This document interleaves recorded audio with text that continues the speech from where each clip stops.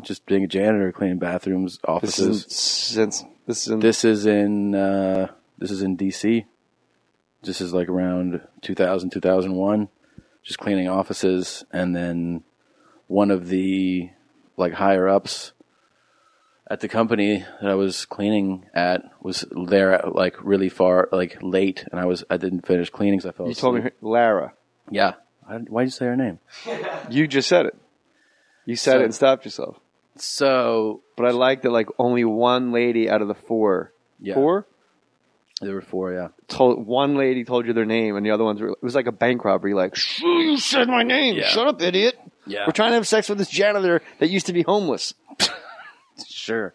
So I just I was cleaning up, and Lara got really mad because I spilled some of the mop water onto her floor in her office.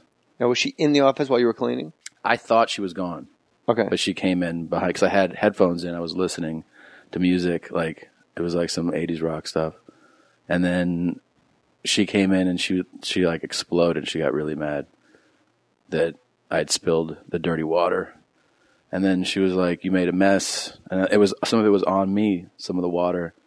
But not only was it on the floor, but it was on like my zip up, my janitor stuff. And so she was like, "Clean this up, and you got to clean yourself up." So then she told me to take off the zip up. All right, let me interrupt you.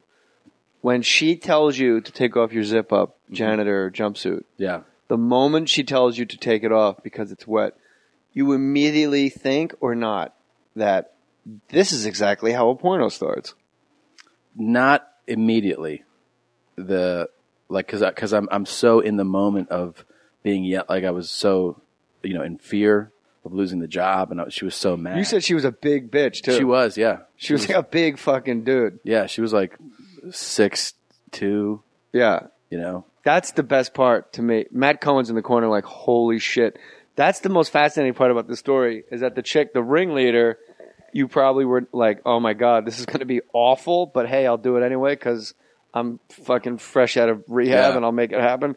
And then when the other chicks come in, you probably thought you were on like a show, like Punk'd. Yeah, I mean, it was overwhelming emotion, but then also adrenaline and just so much going on. And all right, so she comes in, she says, "You made a mess on my floor." Yeah. And look, you got mop water on your zip up. Yeah. You got to take that off. Take that off. You can't be walking around here like an idiot janitor covered in mop water. And I didn't even take a beat. I was like, all right, and I just took it off, and I was just wearing underwear, socks, and boots, my work boots. And you were in crazy shape then. Back then, yeah. You had just gotten out. Yeah. So I was in pretty good shape. And then she started making comments about like, oh, like I guess you've been working out and all this stuff, like kind of poking me, prodding. And then the other girls came in, did the same thing. Now, did they come in unannounced or did she call them in? She called them in. This is fascinating, bro. Yeah. Literally a fucking word. Yeah. And so when she calls them in, that's the thing that I don't understand about the porn aspect of it. Is she calls them in to mock you in front of them. Totally. Yeah. Like, tell us. She was just like, she was calling me like, look at stupid. And then. Wait, hold on. Yeah. Look at stupid. Yeah. That's what the 6'2", 180-pound lady. Yeah. And they called me the Mexican, Even though you're Peruvian. Yeah, yeah. Because they know I spoke Spanish. And because I was their janitor, they're like, oh, and one of the ladies was like, oh, I guess we should go get some tacos for our little Mexican now. And he can clean up, all the taco shells. Now, what time of day? Was this nighttime? Yeah, it was late at night. I mean, pretty late. And so were they all just coming back from like a girl's dinner and they're like, let's go back to the office? And yeah, they were kind of boozed up. And I kind of liked it when they started being offensive. The more that they started saying like the racist shit to me, it kind of aroused me. Really? Yeah. Did they use protection? No. But I didn't, back then, I just would plug any hole. I didn't have any, I didn't ever think to think about that at all. It never occurred to me. So if Belladonna at that time said, "Hey, I got 4 guys inside me. I need a 5th," you just would have went, "All right." The only time I ever wore a condom before I was, I would say, I started wearing them with Bert. with Bert, like around, I guess I was 24, 25. But before him, I was just, unless if a girl was like, you should wear a condom, I'd be like, oh, yeah. Like, if she told me, but if she didn't say it, I just never thought to. It is amazing how guys will talk themselves out of the need for a condom, like right before you have sex.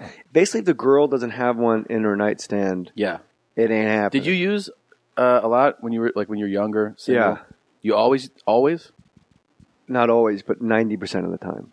But you know what's weird is you'll use one, and then the second time you have sex, you don't use one. Like you got that. Like you got it out of the way. Like you fucked all the illness away. You fucked the illness out of her. Yeah. Now let's get in there. I like it raw. Oh, baby, I like it raw. Brooklyn. So also you'll say to yourself like, oh, fuck. You know what? Fuck it. Her dad's a dentist. What could she have? Right. Like she's obviously right on the cutting edge of technology and medicine because her father looks at teeth for a living. You know what? She's from Minnesota. What could go wrong? What about finishing inside of a girl? Never. You never, ever, ever? I mean, no, not really. Really? And it turns out I have the sperm count of a fucking elliptical machine. Okay. The eucalyptus tree? I fucked it up. I was going to say elliptical. I get the sperm count of a treadmill. There's more sperm in a woman than there is in me. I have like 6 sperm. They're bumping into each other. Basically every sperm in my vase deferens is a future luggage handler at JFK Airport. They are fucking indented. They got cone heads. Because I had to do the sperm sample where you masturbate in a cup. Yeah. And I think the average sperm sample is 20 million sperm per map of Hawaii. And mine came back 0 in the mail. And then I'm like, well, that's impossible because I have a fucking child. Yeah. So I'm not sure how I went from making them to not unless I was near some radioactive stuff. Yeah. And then I ejaculated into a cup and I went to a urologist, this great guy. And he, I don't know how that becomes your job when the guy that counts sperm. Because because we always make fun of like proctologists. Yeah. Like, hey, you gotta look at assholes all day. Like, who wants that? But at least that guy sees cancer, detects it, and takes it out. Mm-hmm. Like that guy saves lives. Like colon cancer. Look what I found. Checked your prostate, saw it, took it out. You're fine. I just saved your life. You can make fun of me for looking at assholes all day, but I just saved your goddamn life. So who's making fun of who now? Right. But the guy that counts sperm for a living, are you just like a sophomore at University of Wisconsin-Madison, and you just have that epiphany? You go, well, I like to be around it. If I could have a job where I was just surrounded by jizz all day, it would be like I wasn't even working. If I could just have different people hand me cups of semen. Yeah. Oh my God. You know what? Pick a job you like. And it's like you're not even working. So if I could be a guy that handles jizz. I want to be the cum doctor. I want to be the cum doctor. I want to look at people's... I do wonder that, like how certain doctors choose that field. Like some of them, it seems like the one that they're all smart. So it seems like the one that they would all fall into if you want to be like the impressive doctor is like cardiologist, surgeon, right? Brain surgeon, neurosurgeon. Whoa. Those are like whoa. That's other level shit. Yeah. Man. And then it's like there's other stuff like there's ear, nose, and throat, like things that are like really important. And then there's veterinarians. There's vets that work with dogs. Aren't they a little more impressive vets than people doctors? Because they work on a different species? Yeah, like a person. Yeah. If you go to your GP, I guess it is, your general practitioner, you're just family doctor. You go in with a sore throat, you go in with a sprained ankle, you're still just a fucking human being. Yeah. Whereas Ron Bennington say, a human being, you're a human being. Yeah. You go in there, a fucking human being, look at this. I have a fucking sprained ankle and a sore throat. He takes care of you because the 5,000 people that came in before you had the exact bone structure and muscles that you had. You go, oh my God, I think I got my eye poked out. And then he goes, all right, well, I'll bounce you over to the optometry guy. Eye doctors, by the way, are super impressive. Right, but if you're a veterinarian, you look at dogs and you fucking take their balls off all day and you spay and neuter animals and cats. Like you got to take the cat's claws out. Every once in a while, there's a fucking like someday somebody's gonna walk in there with their gorilla and go, I think he's bipolar, bipolar gorilla. Band name alert. I do think it's fascinating when and they then tell he just you. Goes, well, let me take a look at him. And then he gets the gorilla, like, why don't you have a seat up here? And it's like, maybe the gorilla's in his mania phase. Like he's on an upswing. Yeah. So he's super fired up. He's He excited. jumps up on the table. And that, like, crinkly paper, like, really excites him. The sounds of it. And he's throwing shit around. Yeah. He's bugged out. And you wonder why there's an eye chart at a vet's office. And then he looks at the gorilla and he goes, yeah, I don't know if he's bipolar, but he's depressed. And I think he's got early Alzheimer's and an ulcer. Yeah. As well. Like, you got to, like, fucking lizards. People bring their fucking ferrets Yeah. and lizards and birds to the vet, and you fix that shit. Whereas, like, a human being, fuck, where's the fucking glory in that? It's true. I'm totally impressed by vets, especially when you put it that way. But one of the things that always bothers me is when vets or just people that study animals in general will go like, well, here's what he's thinking. Here's what he's feeling right now. Like, But I do that all the time. but you don't have a dog. I mean, I grew up with, my parents have 5 dogs. I grew up with dogs. I don't have one now. That's I true. don't think we're not circling back to Lara and you getting raped by 5 fucking businesswomen. Hold on. But don't you think don't you kind of feel like that when they're like, As we're speaking, my dog is wiping her ass on the carpet. There's nothing more disgusting and hilarious to witness simultaneously. And if human beings could do that, we wouldn't go to work. no, If you could just drop your asshole definitely wouldn't go and to just war. rub it across the seagrass carpet. that's amazing. All right, so vets, But with just when they're like, well, the thing this is, is what he's thinking. he's kind of bummed. He's sad right now, or he's pretty anxious. I think you can tell, here's what he likes. He really likes when this happens. That makes him happy. It's like all these things are just He likes romantic comedies.